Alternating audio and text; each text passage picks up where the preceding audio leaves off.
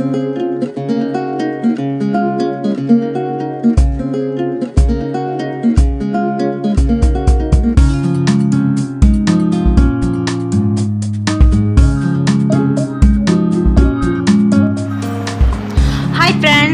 to RKR 007. இன்னைக்கு RKR 7ல நம்ம என்ன பார்க்க போறோம்னா டேஸ்டியான கத்திரிக்காய் பிரியாணி நம்ம எப்படி செய்யறதுன்னு தான் இந்த வீடியோல பார்க்க போறோங்க. இது வந்து chicken பிரியாணி நீங்க மிஸ் பண்ணீங்கன்னா இந்த கத்திரிக்காய் பிரியாணி நீங்க ட்ரை பண்ணி பாருங்க. அவ்வளவு டேஸ்டா இருக்கும். இது வந்து புரட்டாசி மாசம்ங்கிறதுனால நம்ம chicken பிரியாணியை ரொம்ப மிஸ் பண்ணுவோம். அதே சுவையில நாம கத்திரிக்காய் பிரியாணி இன்னைக்கு செஞ்சு எடுத்துக்கிறேன். வாங்க அது எப்படி பண்றதுன்னு உங்களோட நான் ஷேர் பண்ணிக்க விரும்புறேன். வாங்க நம்ம வீடியோக்குள்ள போலாம். வீடியோக்குள்ள போறதுக்கு முன்னாடி நம்ம RKR 7க்கு நீங்க புதுசா இருந்தா மறக்காம நம்ம சேனல் நீங்க சப்ஸ்கிரைப் பண்ணுங்க. அப்பதான் நான் போடுற வீடியோவில் உங்களுக்கு உடனுக்குடனே வந்து சேரும். ஓகே, வாங்க இது எப்படி செய்யறதுன்னு பார்க்கலாம். நான் வந்து இந்த பிரியாணிக்கு வந்து 2 டம்ளர் அரிசி எடுத்துருக்குறேங்க. ஒரு 6 கத்திரிக்காய் வச்சு இவ்வளோ சூப்பரான நம்ம பிரியாணி செஞ்சு எடுத்துருக்கோம். ஓகே, வாங்க இதுக்கு தேவையான இன்க்ரீடியன்ட்ஸ் நம்ம என்னென்னு பார்த்துக்கலாம். பாருங்க, 6 கத்திரிக்காய் எடுத்துருக்கிறேன். இது வந்து 4ஆக கட் பண்ணிடுங்க இந்த மாதிரி. ஆனால் ஒரே கத்திரிக்காயில் குறுக்க கட் பண்ணிக்கோங்க. தனித்தனியாக பீஸ் எடுக்க வேண்டாம். உள்ளே வந்து பூச்சி இருக்குதான்னு பார்த்துட்டு நல்லதாக இருந்துச்சுன்னா நீங்கள் ஒரு கத்திரிக்காயை 4ஆக பீஸ் பண்ணிடுங்க.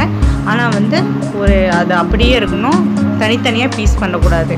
ஓகே, நம்ம பிரியாணி தாளிக்கிறதுக்கு தேவையான அந்த இலைகள் எல்லாம் சேர்த்திக்கலாம். அடுத்தது வந்து 100 ml ஆயில் எடுத்து சேர்த்திருக்கிறேன். உங்களுக்கு என்ன ஆயில் சேர்த்துறீங்களோ சேர்த்திக்கலாம். 2 டீஸ்பூன் இஞ்சி பூண்டு ஒரு பட்டையை வச்சு அரைச்சி எடுத்துருக்கிறேன். சோம்பு 1 டீஸ்பூன், பச்சை மிளகாய் 2 கீரி வச்சுருக்கிறேன், கொத்தமல்லி கருவேப்பிலை தழை அது உங்களுக்கு தேவையான அளவு எடுத்துக்கோங்க. அடுத்தது வந்து ஒரு மீடியம் சைஸ் தக்காளி 3 எடுத்துருக்கிறேன். வெங்காயம் வந்து 2 எடுத்து இந்த மாதிரி சாப் பண்ணி வச்சுருக்கிறேன். ஓகே, அடுத்தது வந்து தயிர் வந்து ஒரு 1.5 டீஸ்பூன் எடுத்துருக்கிறேன். புதினா வந்து ஒரு கைப்பிடி அளவு. சிக்கன் பொடி தான் எடுத்துருக்கிறேன், பிரியாணி பொடி இல்லைங்க, சிக்கன் பொடி வந்து ஒரு 2 டேபிள் ஸ்பூன் எடுத்துருக்கிறேன். ஓகே, கத்திரிக்காய் பிரியாணி செய்யறதுக்கு தேவையான இன்க்ரீடியன்ட்ஸ் நம்ம என்னென்னு பார்த்தாச்சு. வாங்க பிரியாணி எப்படி செய்யறதுன்னு பார்க்கலாம்.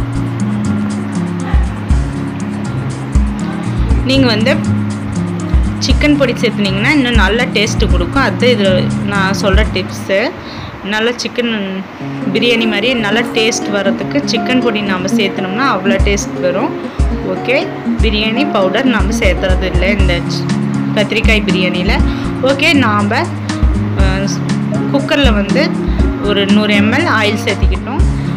ஓரளவு காஞ்ச பிறகு ஆயில் நாம் எடுத்து வச்சுருக்கிற அந்த வாசனை பொருட்கள் எல்லாம் சேர்த்திக்கலாம்.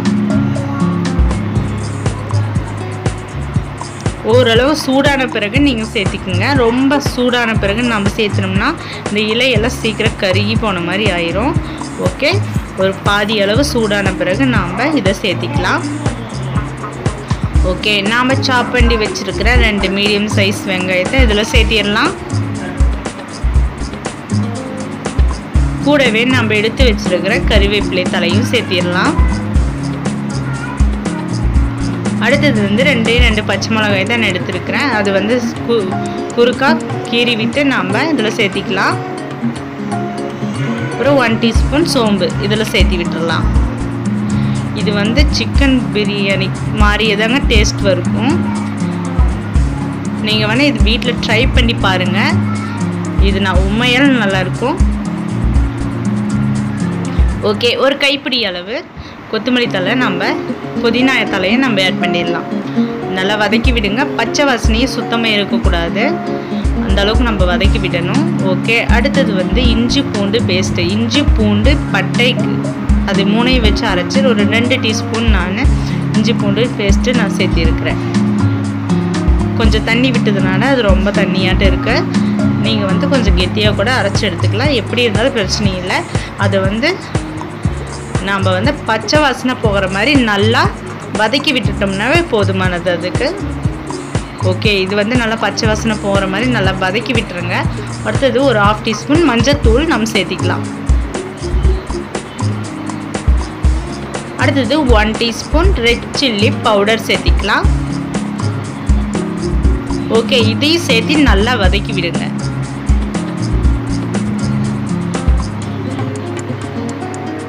இது நான் ஃபஸ்ட் டைம் செஞ்சு பார்த்தேங்க. ஆனால் சூப்பராக வந்துச்சு இந்த கத்திரிக்காய் பிரியாணி. ஓகே, நாம் சாப் பண்ணி வச்சுருக்கிற தக்காளி சேர்த்திடலாம். இதையும் நல்லா வதக்கி விடுங்க.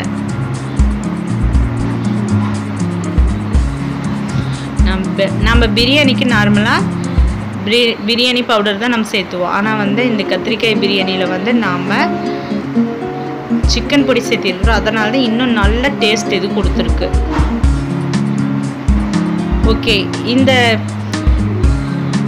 தக்காளி வேகிறதுக்கு மேலே வந்து லைட்டாக உப்பு சேர்த்தி ஒரு குக்கர் மூடி கமுத்தி வச்சு ஒரு நிமிஷம் குக் பண்ணிங்கன்னா இந்த மாதிரி சூப்பராக தக்காளி வெந்து போயிடும். ஓகே, தக்காளி நல்லா குக் ஆகிடுச்சு. அடுத்து வந்துச்சு நாம் எடுத்து கட் பண்ணி வச்சுருக்கிற அந்த கத்திரிக்காயை உள்ளே சேர்த்திக்கலாம். இது வந்து அந்த மசாலா பொருட்களெல்லாம் அந்த கத்திரிக்காயில் நல்லா இறங்குற மாதிரி நல்லா பெரட்டி விடுங்க. ஒரு நிமிஷம் நல்லா இந்த மாதிரி பெரட்டி விட்டு நல்லா வேக விடுங்க.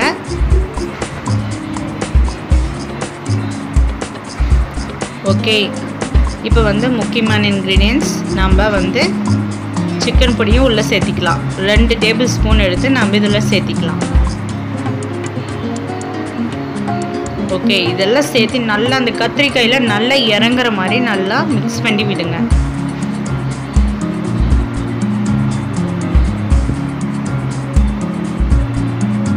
நான் போன வீடியோவில் முருங்கைக்காய் பிரியாணி எப்படி செய்யுதுன்னு போட்டிருக்கிறேன். ஆனால் வந்து அந்த பிரியாணி விட இது நல்ல டேஸ்ட் கொடுத்துச்சு. நான் அதில் வந்து பிரியாணி பவுடர் ஆட் பண்ணியிருந்தேன். இதில் வந்து சிக்கன் பொடி ஆட் பண்ணியிருந்தனால அதோட இன்னும் நல்லா இது டேஸ்ட்டாக நல்லா இருந்துச்சு. ஓகே, நம்ம வந்து கத்திரிக்காய்க்கு கொஞ்சம் உப்பு போட்டு நல்லா பெரட்டி விட்டுட்டோம். இதில் ஒரு நிமிஷம் இதில் நல்லா வேக விடுங்க. அந்த மசாலாவிலேயே நல்லா பெரட்டி விடுங்க.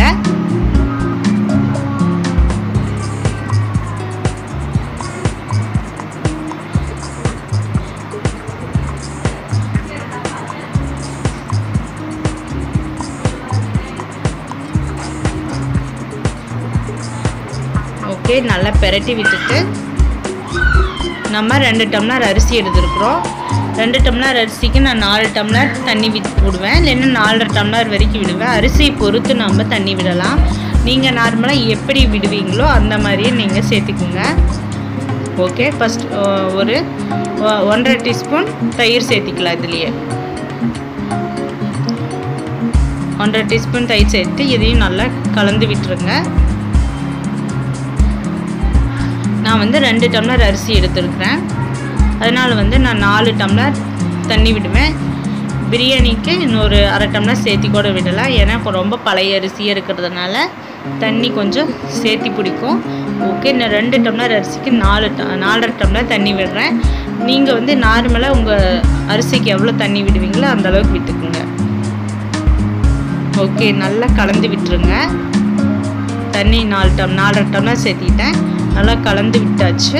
இந்த ஸ்டேஜில் வந்து நீங்கள் உப்பு கரெக்டாக இருக்குதான்னு பார்த்துக்குங்க. உப்பு காரமெல்லாம் பத்தலினா கூட நம்ம சேர்த்திக்கலாம். ஓகே, நம்ம அலசி வச்சுருக்கிற அந்த அரிசியை நம்ம இதுக்குள்ளே சேர்த்திடலாம்.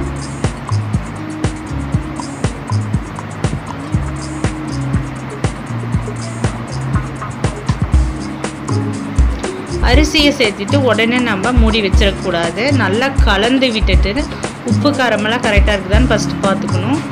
உப்பு பத்தலினா உப்பு கொஞ்சம் மேலேயே தூவி விட்டுருங்க. காரம் பத்தலினா உங்களுக்கு தேவையான அளவு மிளகாய் பொடியை நம்ம மேலே தூவி விட்டுடலாம். ஓகே, நாம் எல்லாம் போட்டு நல்லா கலந்து விட்டாச்சு. ஒரு கொதி வந்தோடனே நீங்கள் வந்து குக்கர் விசில் போட்டுவிட்டு ஒரு 3 விசில் விட்டு நான் எடுக்கிறேன். உங்கள் நார்மலாக நீங்கள் எவ்வளோ விசில் விடுறீங்களோ விட்டு எடுத்துக்கோங்க. எனக்கு வந்து 3 விசில். வா, எவ்வளோ சூப்பரான கத்திரிக்காய் பிரியாணி நம்மளுக்கு ரெடி ஆயிடுச்சு. கொஞ்சம் கூட குலையாமல் அப்படியே முழுசாக நம்மளுக்கு கத்திரிக்காய் இருக்குது. அதோட எசன்ஸ் எல்லாம் அந்த சாப்பாட்டில் நல்லா இறங்கி சிக்கன் பிரியாணி டேஸ்ட் மாதிரியே இந்த கத்திரிக்காய் பிரியாணி ரொம்ப சுவையாக இருக்குங்க. இதை வீட்டில் நீங்கள் ட்ரை பண்ணி பாருங்கள். எல்லாத்துக்கும் ரொம்ப பிடிக்கும். குழந்தைங்கள்லேருந்து பெரியவங்க வரைக்கும் எல்லோரும் விரும்பி சாப்பிடுவாங்க. ஓகே, இந்த வீடியோ உங்களுக்கு பிடிச்சிருக்குன்னு நம்புகிறேன். இந்த வீடியோ உங்களுக்கு பிடிச்சிருந்தா மறக்காமல் நம்ம RKR 007 மறக்காமல் சப்ஸ்கிரைப் பண்ணுங்கள். அப்போ தான் நாம் போடுற வீடியோ உங்களுக்கு உடனுக்குடனே வந்து சேரும். ஓகே, என் வீடியோவை இது வரைக்கும் பார்த்ததுக்கு ரொம்ப நன்றி.